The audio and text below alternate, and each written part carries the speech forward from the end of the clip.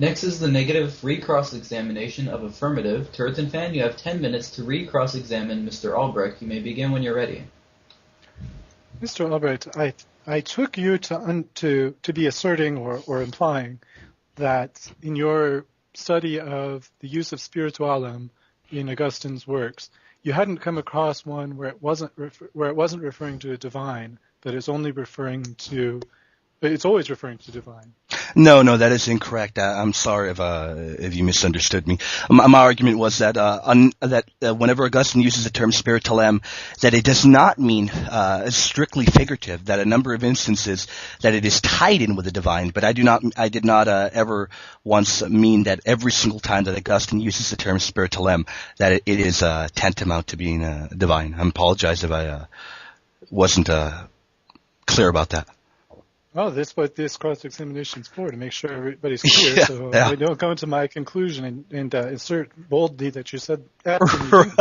Right. All right, so when he talks about something being, like let's say he uses the expression, when he's talking about the Old Testament, that this is spiritually understood to mean something else.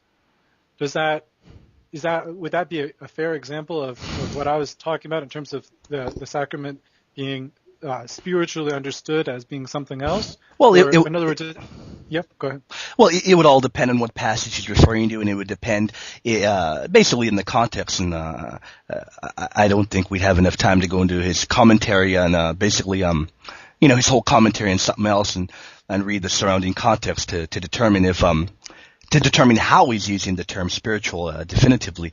But I do think that if you can point out to me that Augustine's usage of the term spiritualem, in the relevant passages or in the surrounding relative passages is used in I guess in what we modern people would say symbolic or spiritual, in the modern sense of it, then I guess I would have to agree that you have a point. I have in front of me right now, and the work's name is Tractatus Adversus Judaeos, which I understand to mean tract against the Jews. Right, that's correct. And it's there's two in the Latin that I have has two enumerations. One is the modern, I guess, is the 4, and the other is 5, because basically they've split they've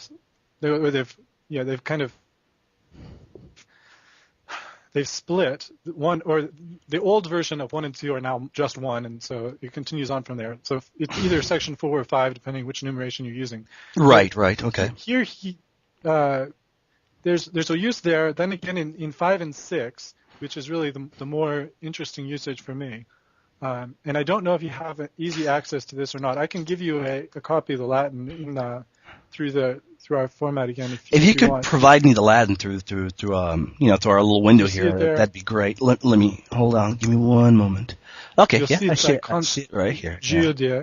It's an Italian site, but the Latin is Latin. So right. Is this Latin? Is this is this website? Excuse me, in Latin or is it in Italian? As you're telling me, this is an Italian website. No, the Latin. It's Latin there. So you'll see if you go down to 5-6, the paragraph starts Salmos quoque sexagesimus octavus. You see what I'm talking about? Yeah. Okay. So, yeah. And I see. You can see there's some footnotes in there after footnote 28, which is talking about regardless of what it's talking about. Then it says said.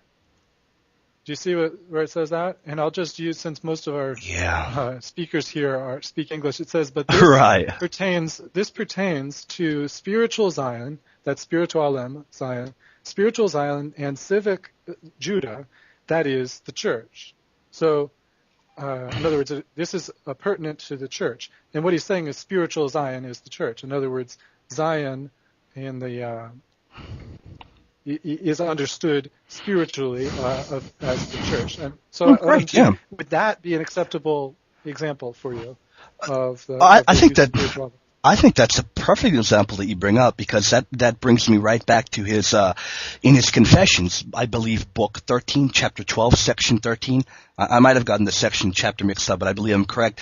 He not only does he differentiate between the carnal and sinful nature, but he specifically shows us that the usage of spiritalem is in reference to the holy nature. So I think that's I think that goes right back to the point that a lot of the times that he uses the term spiritalem, it is in reference to something holy or to something divine or to something exalted. I don't think in this verse that he's referring to that he's using the term spiritalem. And I haven't even seen him with spiritalem here. Is it spiritalem that is being used here? Yeah, okay. I don't think that he's using that in the figurative sense in the modern type of way that we'd say figurative is employed. So you think it means literal Zion? No, I'm not saying that I think it means literal Zion. In fact, I'm not taking a stance on exactly what it means, but I think that it sounds a lot like the way he uses the term spiritalem in his Confessions, book 13, chapter 12, section 13, where he's differentiate. Of course, I'm not saying he's differentiating between the carnal sinful nature here, but in this section, it seems like it sounds a lot like you're saying that he's using the word spiritalem for church, if I'm correct. Is that right? No. What I'm saying is he's saying that that Zion and civic Judah represents the church. He understands the Old Testament through spiritual lenses. Of course, without a doubt, I understand that. Yes. Almost all, and perhaps all the fathers have the same hermeneutic when it comes to the Old Testament. They interpret things that are there through a spiritual lens. Well, I would agree, I guess, in a certain sense, but I wouldn't. If you're saying basically that some of the fathers, I guess, let me clarify it. For instance, let's say you're referencing the Book of Genesis. If you would be arguing that a number of fathers interpret that book in a spiritual sense, in the sense of the story of creation or what have you, as being only figurative, then I would have to disagree with you there.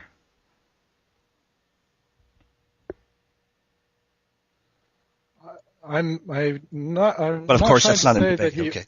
Yeah, I'm not trying to say that he had only a figurative type of interpretation. That's not what you're saying. I'm not saying he ever had only that kind, but he did have. He used this term when he talks about spiritual Zion. He's distinguishing that from literal Zion, from the kingdom of Israel at that time, when he was discussing.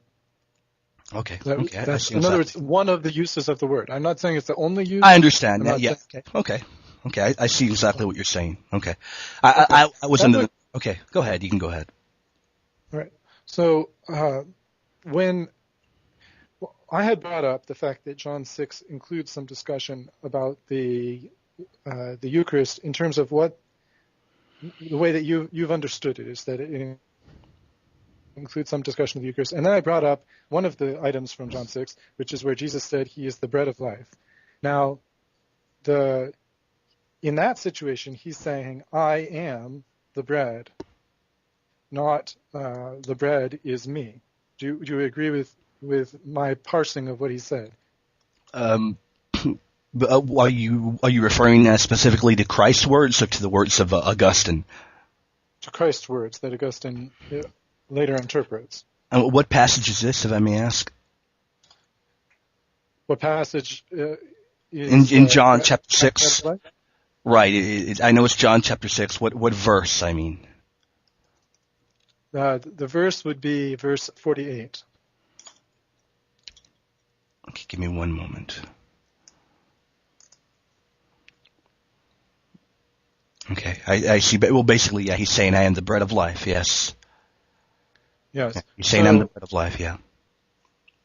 And that's the opposite, linguistically, from the bread is me. Well, of course, he's saying I am the bread of life, without a doubt. He's not saying the bread is me. He's saying I am the bread of life, yeah, without a doubt. Yeah, I agree. If you're arguing that Christ is basically saying that I am the bread of life, well, that's basically what the text says literally. Of course, I don't have the Greek in front of me, but I trust the Niv for this rendering here.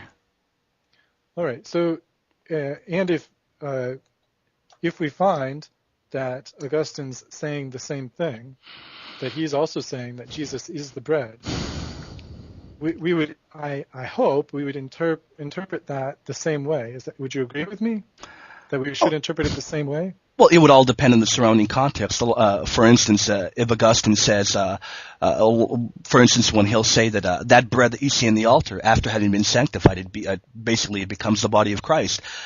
For instance, in that passage, we're basically seeing he's basically pointing to the bread.